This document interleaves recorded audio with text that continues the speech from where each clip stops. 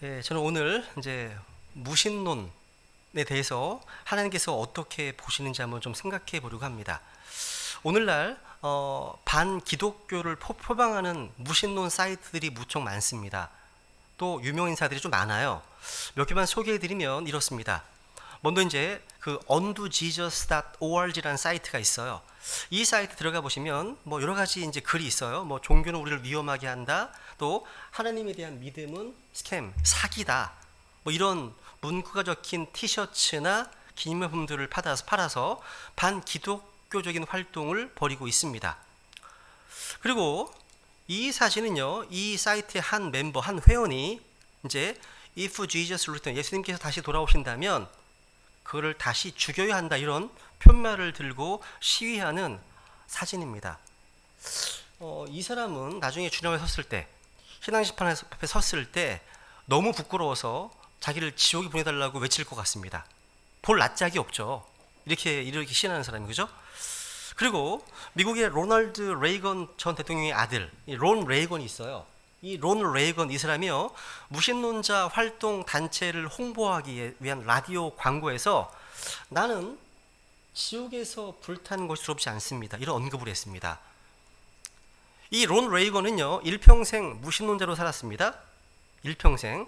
이 무신론자 론 레이건은요, 나는 지옥에서 불타는 것이 두렵지 않다 당당히 고백하고 있지만, 이 론 레이건이요, 죽음을 건너가서 이곳이 현실이 되는 순간 그는 지옥불의 고통 속에서 하나님 없다고 부인했던 자신을 영원토록 원망하며 살게 될 것입니다.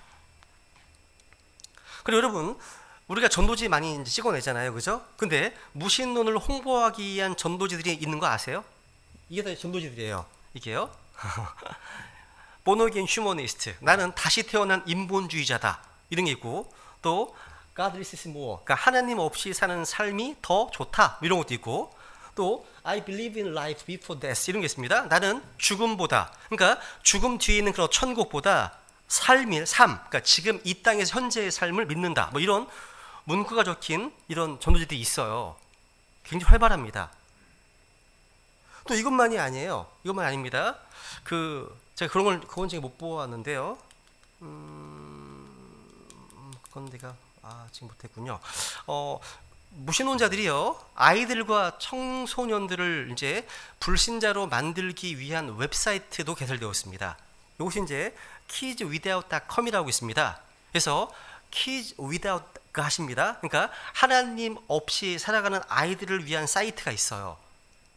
이걸 누가 만들었냐면 미국 인본주의 협회가 있어요. AHA라고 하는데, 이 인본주의 협회, 여기서 신들이 존재하지 않는 발전되고 선한 사회를 추구하고 있는데 여기서 사이트를 개설한 겁니다.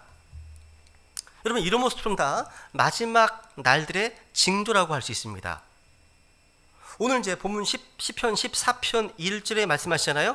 어리석은 자가 마음속에 이르기를 하나님은 없다 하였도다 하면서 하나님이 없다고 주장하는 사람들을 어리석은 자라고 이렇게 말합니다. 어리석다, 즉 무신론을 가리켜서 어리석다, 바보 같다, 이렇게 증언하고 있는 겁니다. 저는 하나님이 없다는 이 무신론에 대해서 하나님께서 어떻게 보시는지 무신론의 어리석음이라는 제목으로 말씀을 증언하고자 합니다. 여러분, 이 시편은 되게 유명한 시편이에요. 이 시편 14편과 거의 똑같은 시편이 또 하나 있어요. 바로 시편 53편입니다. 시편 53편은요, 5절과 6절을 빼고는 거의 비슷한 짝이 되는 시편이에요. 근데 이 시편 14편의 내용이 신약 성경에서도 그대로 반복되는 곳이 있어요. 어딘가니까 신약 성경 로마서 3장입니다. 로마서 3장 9절부터 한번 보시면요, 이런 말씀이 있습니다. 한번 읽어볼까요? 시작.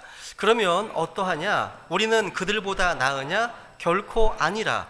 우리는 앞에서 유대인들과 이방인들을 검증하여 그들이 다 죄 아래 있음을 입증하였느니라. 이것은 기록된 바 의로운 자는 없나니 단 한 사람도 없으며 깨닫는 자도 없고 하나님을 찾는 자도 없으며 그들이 다 길에서 벗어나 함께 무익하게 되고 선을 행하는 자가 없나니 단 한 사람도 없도다. 보세요, 여러분. 이 로마서 3장 이 말씀은요, 모든 사람은 죄인이다, 여기에는 예외가 없다, 라고 증언하는 온 인류에 대한 기소장이라고 할 수 있습니다. 근데 어쨌든 오늘 본문에 보시면 이렇게 성경에서 무려 3번에 걸쳐서 반복되고 있다는 거죠. 제임스 몽고메리 보이스라는 목사님이 있어요. 이분이 이제 설교 가운데 이런 얘기를 인용하셨습니다. 하나님께서 성경에 강조하신 것은 중요하다 하시면서 하나님이 성경에서 2번 강조하셨다면 갑절로 중요하다. 하나님이 3번 강조하셨다면 특별히 중요하다. 이렇게 얘기했습니다. 이런 의미에서 시편 14편은요. 아주 특별히 중요한 말씀이라고 할 수 있습니다. 여기서 시편 기자는요. 하나님의 영감으로 이 하나님이 없다는 무신론의 어리석음을 우리에게 고발하고 있습니다. 우리는 창조과학회라는 단체처럼 무신론을 반증하고 반박하기 위해서 지성적으로 변호하고 논리적으로 토론도 할 수 있을 겁니다. 예를 들어 여러분, 주의 책, 이 성경은 주의 책입니다. 그죠? 주의 책이죠. 이 주의 책으로 하나님의 말씀, 이 성경에는요, 과학적 사실들이 상당히 많이 나오죠. 그죠? 전도서 1장에 보시면 바람과 해류의 순환에 대해서 말씀하고 있고, 레이기만 보시더라도요, 흐르는 물에 박테리아나 바이러스, 세균을 씻어낼 수 있다는 사실, 소신을 강조하잖아요. 그죠? 코로나 때문에. 또 인간의 생명은 피해 있다 등등. 이 성경에는요, 놀라운 과학적 사실들이 수백 가지 넘게 기록되어 있습니다. 그 어떤 것도 오류로 드러난 적이 없어요. 하지만 우리 아이들이요, 학교에서 공부하는 과학 교과서에는 수백 가지의 오류가 있습니다. 매년 개정되고 있어요. 과거에 과학적 사실로 받아들여졌던 것들이요, 현대에 와서 비과학적이라고 이렇게 드러난 것도 셀 수 없이 많습니다. 오늘날 무신론자를 비롯해서요, 어떤 이들은요, 자신이 성경이 아닌 과학을 믿는다 말합니다. 사실 그 사람은요, 과학 믿는 게 아니라 과학자를 믿는 것 뿐입니다. 과학자 믿는 거예요. 여러분, 참된 과학은요, 단 한 번도 성경과 모순을 일으킨 적이 없습니다. 성경과 모순을 일으키는 것은 과학이 아니라 과학자들 뿐입니다. 어떤 과학자도요, 성경의 오류를 잡아내거나 입증해 준 건 없어요. 과학자들은요, 이론이나 추측을 가지고서 성경을 공격합니다. 그 의미 없는 시도일 뿐이에요. 여러분, 생각해 보세요. 성경은 항상요, 구체적인 숫자를 제시합니다. 그리고 역사서에 보시면요, 어떤 왕의 통치 기간을 언급할 때 항상 정확한 숫자를 제시합니다. 그가 7년 후에, 그가 40년을 통치했다 등등. 또 홍수가 120일 동안 계속되었다 등등. 진술하고 있습니다. 그러니까 무슨 얘기냐면 성경에는 항상 구체적인 숫자와 기간이 언급되어 있어요. 나온다는 거죠. 그런데 과학책 보세요. 과학책. 오늘날 과학책에 보시면, 과학 교과서에 보시면 수백만 년 전, 수천만 년, 수십억 년 등 엄청나게 숫자만 언급되어 있어요. 여러분 생각해 보세요. 과학 교과서 그 어디에도 265만 725년 이렇게 구체적으로 진술한 경우는 못 봤어요. 봤어? 못 봤지? 나는 못 본 적이 없어. 요즘 모르겠어. 저 때는 본 적이 없습니다. 항상 이렇습니다. 600만 년 전에, 항상 400만 년 전에 이런 시기예요. 아니면 빅뱅 135억 년 전에, 한 150억 년 전에, 아니면 60억 년 전에, 이런 표현들 많이 봤습니다. 이런 식으로 이야기해요. 그러니까 억만이나 천만, 백만 뒤에 뭐가 안 붙어 있어요. 안 붙어 있어요. 이건 정확한 팩트가 아니잖아요. 이 팩트인가요? 사실에 대한 진술이 아닙니다. 아니에요. 그냥 추측하는 거죠. 만약에 여러분 수학 시간에 그런 식으로 답을 냈다면 이건 정답이 아닙니다. 틀린 거예요. 틀린 겁니다, 여러분. 근데 여러분, 과학 시간에는 정답이었던 것이 수학 시간에는 오답이 되는 겁니다. 우리는 추측에 불과한 과학 이론보다 성경을 믿는다는 거죠. 그죠? 여러분, 오늘 본문에 보셔도 마찬가지예요. 하나님께서 무신론의 어리석음을 이렇게 지성적으로, 논리적으로 접근하지 않으셨습니다. 도덕적으로, 그리고 윤리적으로 반박하고 계십니다. 성경은요, 하나님이 없다는 사람을 가리켜서 어리석은 자, 쉽게 말해서 바보라고 이렇게 말합니다. 바보. 이 말 속에는요, 죄악에 잘 빠지는 사람이라는 의미가 포함되어 있습니다. 여러분, 무신론은요, 단순히 어리석은 사상뿐만 아니라 죄악입니다. 모든 죄악은 여기에서 파생하고 있습니다. 도스토옙스키라는 사람이 있습니다. 이런 분이 이런 얘기를 했어요. 하나님이 없다면 무슨 일이라도 할 수 있다. 만약 하나님이 참으로 존재하지 않는다고 사람들이 확신만 한다면 사람들은 못할 일이 없다는 말이에요. 이 세상에서 가장 무서운 선언이 있다면 그것은 There is no God. 하나님은 없다는 선언입니다. 여러분, 하나님이 없다면 무엇이든지 가능합니다. 무슨 짓도 가능해요. 무슨 범죄도 가능합니다. 또 하나님이 없다면 죄라고 말할 수 있는 근거는 다 사라져요. 즉 하나님이 없다. 이것은요, 모든 질서와 가치를 부정하는 선언, 이라고 할 수 있습니다. 하나님이 없다? 모든 질서를 부정하는 겁니다. 그래서 성경은 무신론을 죄악이라고 말합니다. 참 무서운 말이죠. 여러분, 사람들이요, 뭔가 나쁜 짓을 하더라도요, 뭔가 스스로 뭔가 억누르잖아요. 절제하기도 하잖아요. 왜요? 이러다 혼나는 거 아니야? 이런 어떤 신에 대한 의식이 있어요. 그래서 그 양심을 억제하고 있기 때문입니다. 그런데 사람들이요, God이 없다고, 하나님이 없다고 확신하게 되면 이 땅에서 어떤 일이 벌어질지 한번 상상해 보세요. 우리 죄에서 그런 일들을 매일매일 보고 계시잖아요. 뉴스에서, 신문에서 보고 계시지 않습니까? 그래서 구체적으로 무신론은 어떤 죄라고 성경은 증언할까요? 이제부터 모든 죄악의 뿌리가 되는 무신론의 죄악성에 대해서 한번 좀 생각해 보겠습니다. 어떤 의미에서 무신론이 죄일까요? 오늘 본문에 보시면요, 이 무신론의 죄악을 고발하고 있습니다. 이 무신론이 허구임을, 그 잘못과 오류를 보여주고 있습니다. 그래서 1절부터 3절까지 보시면요, 그 내용이 그런 내용이에요. 한마디로 말하면 무신론을 조장하는 이론 그 자체도 잘못되었지만, 여기 시편에 보시면요, 여기 1절 보세요. 시작. 어리석은 자가 마음속으로 이르기를 하나님은 없다 하였도다. 그들은 부패하여 가증한 일들을 행하였으니 선을 행하는 자가 하나도 없도다. 되어 있네요. 여기 보시면요, 무신론 자체도 잘못되었지만, 여기 보시면 사람들의 마음이 부패하고 사람들이 죄악 가운데 빠졌기 때문이라고 말하고 있습니다. 그러니까 이 무신론을 객관적이고 지성적으로 탐구해서 또 어떤 확실한 증거를 통해서 결론을 내린 것이 아닙니다. 부패한 생활, 가증한 일들, 그 죄악이 바로 무신론을 창출한 원인이라고 말합니다. 여러분, 무신론은요, 자기 양심의 증거를 거스르는 죄악이에요. 여기 시편에 보시면 한 어리석은 자 이렇게 얘기합니다. 어리석은 자가 마음속으로 이르기를 하나님은 없다. 어리석은 자가 마음속에 이르기를, 지금 마음에 말합니다. 하나님은 없어. 하나님은 없어. 마음에 말합니다. 아니, 하나님이 없다고 확신하면 마음에 얘기할 일도 없죠. 그냥 살면 되잖아요. 근데 자기 마음을 설득하려고 하는 어떤 의도가 내재되어 있습니다. 어쩌면 이 어리석은 이 사람은요, 자기 마음속 깊은 곳에 내재되어 있는 하나님 의식을 의도적으로 거부하려고 애쓰는 사람일 수 있습니다. 왜냐하면 모든 사람에게는요, 보편적으로 하나님의 살아계심을 알고 태어납니다.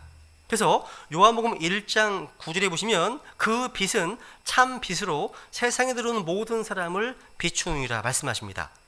성경은 참 빛이신 예수 그리스도께서 어떤 특정한 부류의 사람들만이 아니라 모든 사람을 비추고 있다고 분명하게 선포하고 있습니다. 이건 제 얘기가 아니에요. 그러니까 그분은 이 세상에 들어오는 모든 사람을 지금 비추고 계십니다. 그 빛 가운데 거리면 하나님 만나게 되어 있습니다. 누구든지 원하면 그 빛을 받아들일 수 있습니다. 그런 보편적인 믿음이 있다고 성경은 증언하고 있다는 거죠.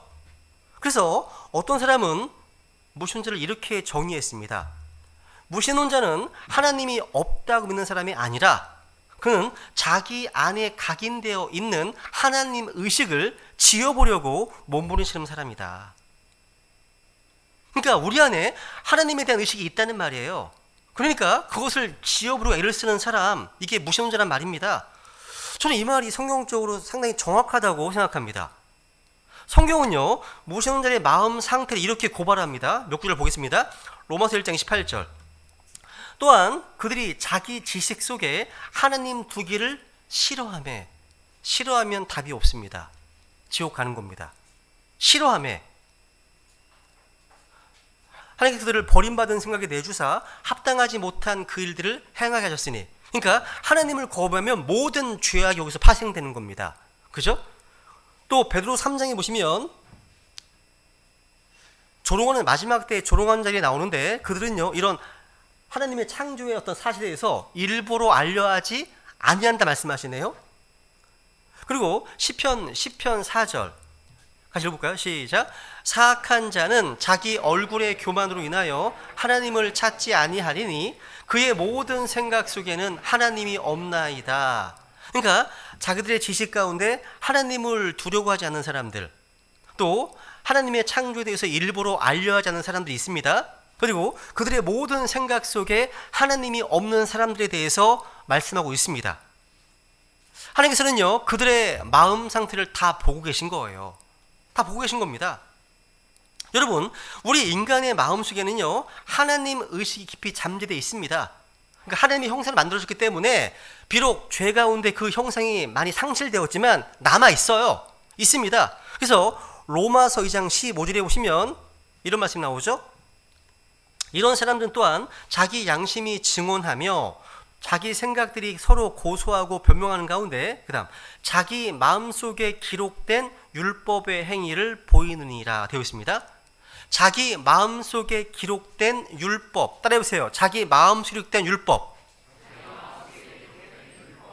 여러분, 믿지 않는 자들이라 하더라도요 그 속에 양심의 법이 있어요. 하나님은요 각 사람의 마음속에 양심의 법을 주셨어요. 즉 우리 양심에 하나님의 법이 기록되어 있다는 거죠. 그러니까 양심은 마음에 새겨진 하나님의 법입니다. 율법, 하나님의 법. 하지 마라. 하면 안 되잖아. 너 어디 가는 거야? 담배 필 때, 제 인생 처음으로 담배 필 때 안에서 두근두근 처음으로 뭔가 죄를 지을 때 양심이 발동하기 시작합니다. 이게 마음속에 있는 하나님의 법입니다. 그러니까 우리의 마음속에 들려온 하나님의 어떤 그 법이 있다는 거죠. 양심의 목소리. 여러분, 양심의 법률, 이것은요 법률을 제정하신 어떤 분을 전제하는 겁니다. 그분이 누구예요?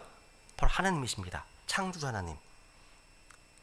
여러분, 임마누엘 칸트가 아주 유명한 말을 남기지 않았습니까? 저 하늘에는 무수한 별이 반짝이고 내 마음에는 양심의 도덕률이 빛나고 있다.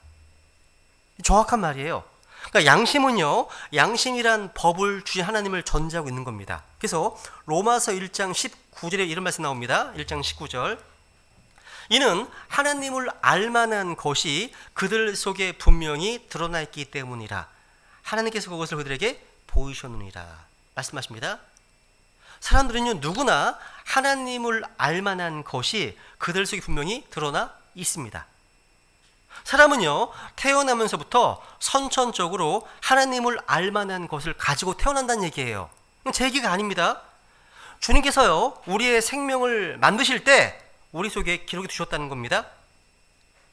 사람들은 누구에게 특별히 배우지 않아도요 하나님의 존재를 본능적으로 알기 때문에 어떤 생명의 위기에 빠지면 하나님을 부르는 소리가 입에 저절로 나와요. 제가 언제 처음 나왔는지 아세요? 초등학교 어렸을 때 3학년 때인가요? 와이키키 수영장이라는 데가 있어. 와이키키 수영장이요. 거기 놀러 갔다가 사람들이 막 그 수영장에서 놀더라고요. 배구하면서. 좀 얕은 절경에 팍 뛰어 들어갔어요. 다리가 안다. 쑥 들어갔어요. 그래서 발바닥을 딱 터치하고 올라가요. 다시. 이렇게 세 번째 누가 안 구해줬으면 저기 없어요. 근데 그분이 누군지 몰라요. 제가 잘 지금도요. 천사인가? 내가 구원받으려고 천사를 보내줬나? 지금도 모르겠어요. 하나 났습니다. 그때 나도 모르게 하나님이란 말이 나온 적이 있습니다. 그때는 저는 신앙 있는 사람이 진짜 교회를 가본 적이 없는 사람이었거든요. 여러분, 성경은 분명히요 하나님께서 부디 보이셨다. 정말 위험 가운데 있을 때, 위기 가운데 처해 있을 때. 여러분, 영어에서 양심이라는 영어 단어가요, conscience입니다. conscience, con, together. science는 뭐예요? to know, 아는 겁니다. 함께 알다의 합성어예요. 하나님이 아십니다. 그리고 하나님을 알 만한 증거가 우리 속에 또 있습니다. 그럼에도 불구하고 우리는 어떻습니까? 우리 안에 들려오는 양심의 목소리를 묵살하는 겁니다. 묵살하려고 합니다. 그래서 모시는 정체가 무엇입니까? 내 안에서 들려오는 이 양심의 법, 양심의 소리를 묵살하며 살려는 범죄가 바로 무신론의 죄악성이라는 거예요. 죄악성. 또 무신론이 뭐냐? 여러분, 하나님이 없으면 윤리 기준을 세울 수가 없어요. 여러분, 무신론은요, 자기 죄를 합리화시키려는 죄예요. 무신론은요. 여러분, 오늘 본문에 보시면요, 무신론자들의 배후에 있는 죄악들을 고발하고 있습니다. 여러분, 무신론이 직면하게 되는 최악의 딜레마가 있는데, 그것은 도덕은 어떻게 하지? 하는 숙제예요. 도덕. 그러니까 무신론의 최대 난점이 뭐냐면, 난점, 윤리 체계를 세울 수가 없다는 거예요. 왜냐하면 무신론이 도덕적인 절대 가치이신 하나님을 포기했기 때문입니다. 하나님을 포기하고 도덕을 포기한 사람들이 어떻게 윤리를 말할 수 있겠습니까? 이렇게 하나님을 거부한 사람, 즉 절대자를 거절하고 절대 가치를 포기했습니다. 그럼 뭐가 남습니까? 모든 것을 수용할 수밖에 없는 상대적인 상황 윤리만 남는 겁니다. 다 수용할 수밖에 없습니다. 하나님 거부하면요. 그럼 다 받아들이고 다 포용할 수밖에 없어요. 그러니까 기준이 없는 무정부 상태가 되는 겁니다. 아예 결혼은 남녀가 하는 거지. 아니야. 하나님 제거해버리면 왜 남녀만 해야 되는 거야? 남자끼리는 안 돼? 여자끼리는 안 돼? 짐승과는 또 안 돼? 왜 일부 일처가 돼야 되는데? 일부 다처제는 안 돼? 일처 다부제는 또 안 돼? 막 나오는 겁니다. 이게. 이런 현상이 벌어지고 있잖아요. 현재 지금요. 전 세계적으로. 그래서 이런 딜레마를 극복하기 위해서 무신론자들이 쓴 책 중에 무신론의 윤리라는 책들도 나옵니다. 말이 안 돼요. 무신론의 윤리라는 책이 어떻게 나옵니까 이게요? 이건 모래 위에 세워진 누각이에요. 왜? 무신론자는요, 절대자를 거절하고 절대 가치를 포기하기 때문에 남아있는 건 뭡니까? 사람과 사람 사이의 계약밖에 남지 않습니다. 이게 무신론의 허구입니다. 허구예요. 허구입니다. 여기 이제 두 번째로 보시면요, 4절 이하를 보시면요, 4절 이하에 보시면 무신론의 갈등을 또 제시합니다. 그러니까 무신론이 지배하는 사회는요, 도덕적으로 건강할 수가 없어요. 그리고 거기에 수많은 죄악들이 난무한다는 것을 예측할 수 있습니다. 무엇보다도 저와 여러분과 같은 하나님의 사람들, 하나님에 대한 신앙과 믿음을 소중히 여기는 사람들에 대한 억압이 그 사회의 모습이 될 수밖에 없습니다. 그래서 시편 14편 4절에 보시면 이런 말씀 있죠? 불법을 행하는 모든 자들은 지식이 없느냐? 그들이 빵 먹듯이 내 백성을 먹으면서 주를 부르지 아니하는도다 되었습니다. 야, 여기 보시면요, 지금 무신론자에게 있어서 예수 그리스도를 자기의 구원자 주님을 고백하는 사람들, 주님을 높이고 경배하는 하나님 백성들이 곁에 있다는 것은 아주 거추장스러운 일일 겁니다. 그래서 무신론자들은요, 하나님의 사람들을 핍박할 수밖에 없는 겁니다. 그들이 빵 먹듯이 내 백성을 먹으면서. 잘 보세요. 이것이 무신론이 지배하는 사회의 모습일 수밖에 없습니다. 여러분, 히틀러 아시죠? 히틀러에게 그 행동의 근거를 제시한 사람이 누구인지 아세요? 히틀러에게 바로 니체입니다. 프리드리히 니체예요. 유명한 무신론자, 무신론 철학자 니체에게요, 영향을 받았습니다. 그리고 수백만 명의 유태인을 학살하는 인류 최악의 범죄를 저질렀습니다. 근데 유태인들만 학살한 게 아니에요. 히틀러 정권과 타협했던 소수의 기독교인들을 제외한 수없이 많은 크리스찬들이 히틀러 정권 하에서 말할 수 없는 핍박과 어려움을 경험했습니다. 이것이 바로 무신론이 빚은 죄악의 결과입니다.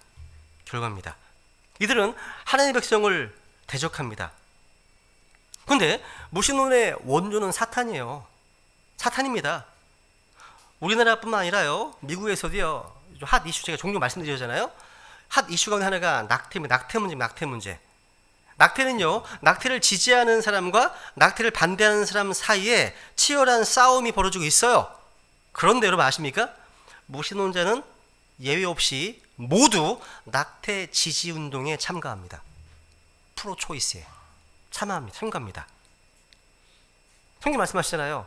그들이 빵 먹듯이 내 백성을 먹고 있다. 그런데 여러분, 무신론의 갈등이 뭐냐? 5절에 잘 나와 있습니다. 여기 보시면 거기서 그들이 큰 두려움 가운데 있었다 얘기하네요. 그러니까 이 무신론자들은요, 하나님 백성들을 핍박하면서도 그들의 마음속에는 이상하게 두려움이 있어요. 두려움이 있습니다. 마치 니체가요, 신은 죽었다라고 선언한 뒤에 미쳐버린 것처럼 말입니다. 니체의 낙설장에는 이렇게 있습니다. 신은 죽었다고 써놓고요, 그 옆에 아니, 신은 살아있을지도 모른다. 그를 인정하면 내가 죽을 것 같다. 이런 말이 있었습니다. 그러니까 이 니체의 마음속에 있었던 이 영적인 이 그 광증, 이런 하나님을 거절하는 사람의 갈등입니다. 이게요, 갈등입니다. 여러분, 우리가요, 무신론자들의 삶을 보지 마시고, 삶도 뭐 정말 세상말로 개판입니다. 삶도. 그런데 그들의 죽음을 연구해 보면 무신론자들의 인생이 얼마나 비참한지 알 수 있습니다. 여러분, 유명한 무신론자 볼테르 아시죠? 그의 죽음을 옆에 지켜봤던 이 간호사가요, 볼테르의 죽음에 대해서 이렇게 기록으로 남겼습니다. 나는 앞으로 하나님을 부인하는 무신론자들의 죽음을 다시는 보지 않을 것이다. 내가 이제 수많은 임종을 지켜봤지만 볼테르처럼 그렇게 비참하고 고통스럽게 죽음을 보지 못했다. 이렇게 고백했습니다. 여러분, 영국의 합리주의자 프란시스 뉴포트라는 사람이 있습니다. 이 사람도 자기가 죽음에 임박했을 때 곁에 서 있는 무신론 친구들에게 이렇게 말했습니다. 나에게 하나님이 없다고 말하지 말게나. 나는 지금 두려운 하나님 앞에 서 있다네. 나에게 지옥이 없다고 말하지 말게나. 나는 지금 두려운 불꽃 속으로 내려가고 있다네. 나에게 어떤 소망이 있다고 말하지 말게나. 나에게는 모든 소망이 사라졌다네. 여러분, 유명한 그 무신론자 중에 버트란드 러셀이라는 사람이 있습니다. 이 사람이 쓴 책 중에 내가 그리스도인이 아닌 이유라는 책이 있습니다. 이 책으로 인해서요, 연약한 기독교인들 상당수가 믿음에서 불신앙의 길을 걸었다고 그런 얘기를 합니다. 근데 이 러셀 주사도 자기 책에서요, 나의 인생은 비참할 정도로 고통스럽다고 고백하고 있습니다. 그러니까 우리가요, 무신론자들의 죽음을 보면 그들의 삶은요, 고통과 광기, 두려움과 혼란으로 가득 차 있음을 발견하게 됩니다. 거기에 비하면 우리 구원받은 그리스도인들의 죽음을 보면요, 뭔가 새로운 희망을 보게 됩니다. 여러분, 순교를 목전에 둔 바울의 고백을 들어보세요. 한번 읽어볼까요? 시작. 이제 내가 내 자신을 헌물로 드릴 준비가 되었고 나의 떠날 때가 가까이 이르렀도다. 내가 선한 싸움을 싸우고 나의 달려갈 길을 마치고 믿음을 지켰은즉 이후로는 나를 위하여 의의 관이 예비되어 있나니 주 곧 의로우신 심판자께서 그날에 그것을 내게 주실 것이요 내게만 아니라 그분의 나타나심을 사랑하는 모든 자들에게도 주시리라. 야, 사도 바울은요, 자신의 죽음이 임박했음을 알고 있었고 자기 죽음의 시각을 나의 떠날 때가 가까이 이르렀도다 고백합니다. 나의 떠날 때가 가까이 이르렀다. 우리의 혼은요, 언젠가 이 몸을 떠나서 주님과 함께 있게 됩니다. 이 우리 소망이잖아요. 이 땅을 떠나서 하늘로 가게 됩니다. 여러분, 베드로 후서 1장에 보시면 베드로 고백하잖아요. 베드로는 자신의 몸을요, 나의 장막집, 이 장막이라고 말합니다. 죽음을 나의 장막을 벗어나는 것이라고 말합니다. 텐트를 걷고 가는 거예요. 이제요, 본향으로 가는 겁니다. 여러분, 예수님을 자기의 구원자 주님을 믿는 성도들이 있어 죽음은요, 이 땅을 떠나서 하늘로 가는 것이고 설레는 여인과 같은 겁니다. 떠나는 것입니다. 이게 바울의 승리에 찬 유언과 같은 거잖아요. 그죠? 여러분, 비교해 보세요. 무신론자들의 말들, 마지막 말들과 하나님의 사람들의 마지막 말들을 비교하면 너무 대조가 됩니다. 모든 목사님들의 서재에 꽂혀 있는 책이 하나 있어요. 죽음 앞에 남긴 마지막 말이라는 책이 하나 있거든요. 그 책에 보시면 존 웨슬레, 임종, 진짜 이런 말을 하면 떠났습니다. 모든 것들 중에 가장 좋은 것은 하나님 우리와 함께 계시는 것입니다. 안녕히 안녕히 하고 떠났습니다. D.L. 무디, 나는 땅이 물러가고 하늘이 열리는 것을 본다. 하나님 나를 부르고 계신다. 자, 그다음 누구예요? 조나단 에드워드, 나는 내 영혼이 사랑했던 분, 아니 영원한 사랑으로 나를 사랑하신 분께로 간다. 이것이 나를 위로하는 유일한 기초이다 하면서 갔어요. 그러니까 너무나 밝아요. 너무나 소망 가운데 있습니다. 무신론 자의 죽음을 비교해 보세요. 죽음만 비교해 보면 너무 달라요. 너무 다릅니다. 그렇죠? 여러분, 또 이 무신론은요, 죄악에 대한 하나님의 심판의 두려움에서 우리를 도피하게 하는 죄악인 겁니다. 아까 두려움 얘기했잖아요. 두려움 나와 있잖아요. 그죠? 여러분, 우리가 창세기 3장에 보시면 첫사람 아담과 이거 범죄했을 때 하나님이 부르시잖아요. 아담아, 네가 어디에 있느냐? 네가 어디에 있느냐? 그때 아담이 어떻게 답변했습니까? 내가 두려워하여 숨었나이다 고백합니다. 두려워하여 숨었나이다. 마음속에 뭐가 있습니까? 두려움이 있습니다. 두려움이 있었습니다. 오늘 본문에 보셔도요, 무신론자들, 이 죄인들의 마음속에 두려움이 있습니다. 누구의 마음속에나 두려움이 있습니다. 이게 무슨 두려움일까요? 심판의 두려움일 겁니다. 심판의 두려움. 죄를 두려워하고 벌 받을 것을 두려워하는 사람들, 그들이 가장 거추장스러운 게 뭘까요? 바로 하나님이 계시다는 사실입니다. 그죠? 그래서 시편 53편 4절 5절을 보세요. 4절 5절 같이 볼까요? 시작. 불법을 행하는 자들은 지식이 없느냐? 그들이 빵 먹듯이 내 백성을 먹으면서 하나님을 부르지 아니하여도다. 그들이 두려움이 없는 곳에서, 거기서 큰 두려움 가운데 있었으니 이는 너를 치려고 진을 치는 자의 뼈를 하나님께서 흩으셨기 때문이로다. 하나님께서 그들을 멸시하셨으므로 내가 그들로 하여금 수치를 당하게 하였도다. 여러분, 도둑놈에게 제일 거추장스러운 것은 경찰이 있다는 사실이에요. 이처럼 그런 게 어디 있겠습니까? 그래서 무신론자의 마음속에는요, 하나님이 없으면 좋겠다는 생각이 있는 겁니다. 그들이 범한 죄를 정당화하기 위해서 하나님이 없으면 좋겠고, 자신을 벌할 수 있는 하나님이 없으면 좋겠다고 생각한다는 거죠. 그것을 바라는 마음에서 무신론이 탄생하게 된 것이라고 얘기합니다. 그걸 바라는 마음에서. 마지막 세 번째로 6절과 7절에 보시면요, 무신론의 반증을 제시합니다. 반증. 성경은요, 무신론을 뭔가 과학적으로, 이론적으로 반증하려고 시도하지 않습니다. 물론 원한다면 그렇게 할 수 있겠죠.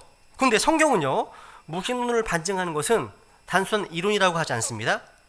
한마디로 하나님의 백성들의 삶 그 자체가 무신론의 반증이라고 증언합니다. 6절 보세요. 6절 한번 읽어볼까요? 7절 시작. 주께서 가난한 자의 피난처가 되심으로 너희가 그의 계획을 부끄럽게 하였도다. 오 이스라엘의 구원이 시온에서 나오기를 원하노라. 주께서 자신의 백성의 포로된 곳을 되돌리실 때 야곱이 기뻐하며 이스라엘이 즐거워하리로다 되어 있네요.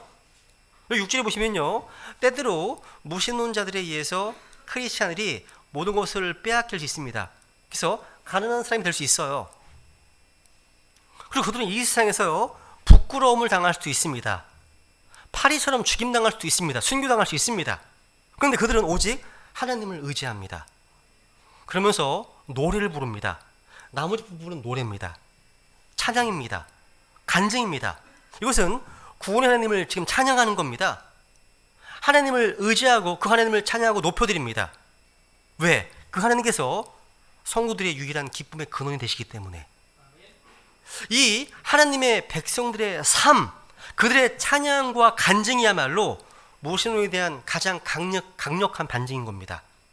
이것은 그 어떤 이론적 반증보다도 훨씬 더 위대한 반증일 수 있는 거죠. 때때로 하나님의 사람들이요, 무신론이라는 거대한 세력에 의해 짓밟히고 빼앗기고 모든 것을 잃어버리면서도요, 하나님 한 분에게 소망을 두고 살아가고 있는 그런 하나님의 백성들의 삶 모습을 생각해 보세요. 로마 시대 기독교 박해시에요, 크리스찬들은 원형 경기장에서 사자밥으로 그들의 몸이 찢기면서도요, 하나님을 찬양하고 우리 주님을 부인하지 않았고 오히려 목숨을요 내던지는 그런 행렬을 보면서 로마의 철학자 키케로가 아주 유명한 말을 남겼습니다. 보세요. 키케로 이렇게 얘기했습니다. 나는 나의 철학을 가지고 크리스천들의 신앙을 부인할 수는 있다. 그러나 나는 저들의 삶과 저들의 죽음을 부인할 수는 없다. 저들의 삶과 저들의 죽음으로 저들이 증언하고 있는 그리스도를 어떻게 부인할 수 있단 말인가. 대단하지 않아요? 그죠? 표현 자체가, 그죠?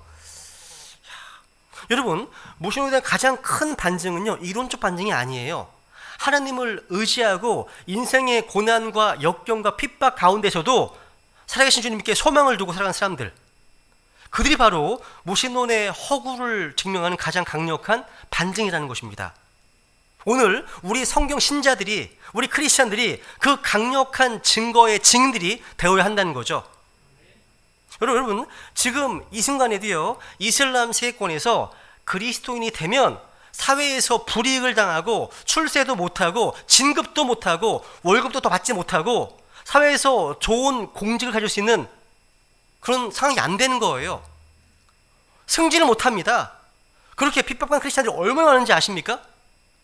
그렇게 열악한 조건 속에서요, 구원의 하나님을 찬양하는 그들의 모습은요, 오히려 하나님의 살아계심에 대한 강력한 증거가 되는 겁니다. 여러분, 어리석은 사람들만이 하나님이 없다고 말할 겁니다. 우리는 우리의 삶으로, 또 우리의 죽음으로, 우리 입술의 증언으로 예수님 그분이 우리의 구원자이시고 우리의 주님이신 것을 증언할 수 있게 되기를 바랍니다. 제가 이제 여기까지 얘기를 하면 어떤 분들은 이렇게 생각할지 모르겠습니다.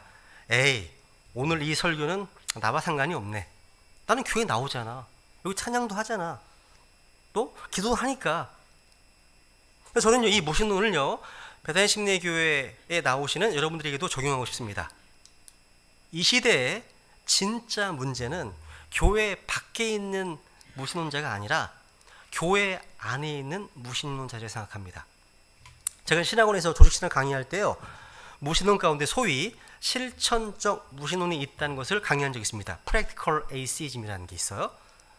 그 내용을 조금 소개해드리고 제가 말씀 마치겠습니다. 이게 뭐냐면, 실천적 무신론자는요, 교회에 나오는 사람이에요.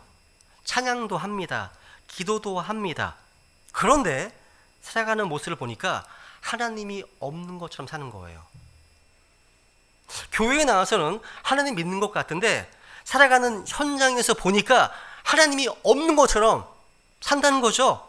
가정에서 아내도 후딱하고 또 남편 잘 존중하지 않고 또 여러 가지, 그죠? 또 살아가는 현장, 직장에서 사기치고 죄짓고 이런 거죠. 이게 실존적 무신론이에요. 이게 훨씬 더 큰 문제라는 겁니다. 여러분, 우리가 예배를 드릴 때도요, 하나님께 영과 진리로 드리는 것임에도 불구하고 우리의 예배를 받으시는 하나님의 임재를 전혀 의식하지 못하고 그냥 아무 생각 없이 그냥 주일 첫날이니까 매너리즘에 빠져서 형식적으로 드리는 것이라면 그건 예배에 있어서 무신론자입니다. 또 하나님께서요, 우리에게서 어떤 우리 마음속에 누군가에게 복음을 전해야 한다는 부담을 주셨음에도 거기에 순종하지 않는다면 이건 구룡에서 무신론이 무엇이겠습니까? 구룡의 무신론. 찬양은 우리를 구원해 주신 주님께 감사함으로 드리는 것이 불구하고 그냥 아무 생각 없이 자기 육신의 즐거움이나 멜로디 때문에 찬양한 것이라면 이것도 찬양의 무신론이 아니겠습니까? 여러분, 제카일스라는 목사님이 계십니다. 돌아가셨지만 이분이 기도에 있어서 무신론이 있다고 이렇게 증언하고 있습니다. 이렇게 얘기를 합니다. 하나님의 백성들이 얼마나 기도를 적게 하는지 참 놀라운 일이 아닐 수 없습니다. 그렇지만 만약에 우리가 하나님께 나아와서 우리가 원하고 필요한 것들을 얻을 수 있음을 실제로 믿는다면 우리는 기도를 할 것입니다. 우리가 기도를 하지 않는 데에는 어느 정도의 불신이나 무신론이 존재하고 있는 것이 틀림이 없습니다. 이렇게 설교했습니다. 이것이 바로 기도의 무신론입니다. 기도의 무신론. 여러분, 구원받지 못한 이 세상의 무신론이 죄악인 것처럼 예수님의 피로 구원받은 하나님의 백성들의 실천적 무신론도 커다란 죄인 것입니다. 죄죠. 우리 이 시간 이 실천적 무신론의 모습 관련해서 주님께 자백하고 무신론이 팽배한 이 세상에서 하나님의 사람으로서 우리 입술의 증언과 선한 행위로 또 좋은 간증으로 무신론을 반박하고 반증한 삶으로 하나님을 영화롭게 해드리는 삶을 살겠다고 결단하시면서 주님께 우리 이 시간 은혜를 구하겠습니다. 같이 우리 주님 앞에 기도하시겠습니다.